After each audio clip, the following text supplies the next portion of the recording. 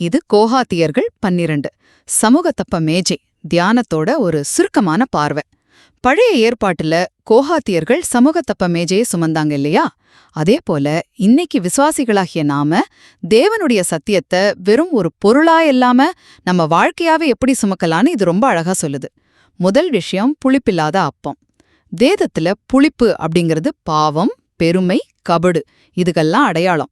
மாவுல இருக்கிற கொஞ்சோண்டு புளிப்பு எப்படி மொத்த மாவையும் கெடுத்துடுமோ அதே மாதிரி தான் நம்ம இருதயத்துல இருக்கிற பெருமையும்.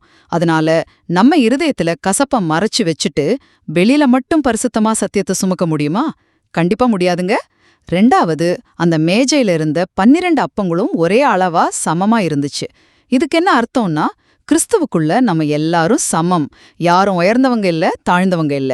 அது மட்டும் இல்லாம ஆவிக்குரிய ஜங்க் ஃபுட் தேடி அலையிற இந்த உலகத்துக்கு நமக்கு வசதியான வசனங்களை மட்டும் கொடுக்காம தேவனுடைய முழு சத்தியத்தையும் சரியான உணவா கொடுக்கணும்னு இது உணர்த்துது. கடைசியா தூப வர்க்கமும் அது சுமந்த விதமும். அப்பத்தோட மேல இருந்த தூப வர்க்கம் எப்படி தேவனுக்கு ஒரு சுகந்த வாசனையா எழும்புச்சோ அப்படியே நம்ம அன்றாட வாழ்க்கையும் மாறணும்.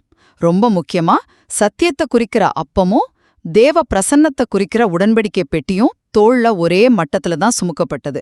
ஏன்னா தேவனுடைய வார்த்தையையும் அவரோட பிரசன்னத்தையும் நம்மால பிரிக்கவே முடியாது இல்லையா? சுருக்கமா சொல்லணும்னா, தேவனுடைய வார்த்தையையும் பிரசன்னத்தையும் பிரிக்காம பரிசுத்தத்தோட நம்ம வாழ்வாவே சுமந்து செல்றது தாங்க நமக்கான உண்மையான அழைப்பு.